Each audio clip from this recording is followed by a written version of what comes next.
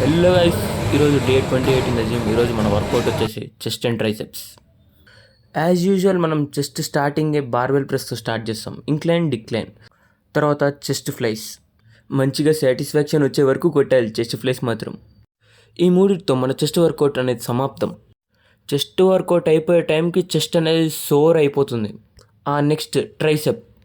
As యూజువల్గా మనం ట్రైసెప్ని over head tricep press తోటి స్టార్ట్ చేస్తాం. కంప్లీట్గా ట్రైసెప్ అనేది సోర్ అయిపోయే వరకు కొడతా. అదేంటో మనకు సింగిల్ హ్యాండ్ చాలా ప్రాబ్లం అయిపోతుంది. 2 హ్యాండ్స్ పెట్టయితే ఎంత వెయిట్ అయినా కొట్టేస్తున్నా, కానీ సింగిల్ హ్యాండ్ మీద 5 కూడా లేపలేకపోతున్నా. ఇంప్రూవ్ చేసుకోవాలి.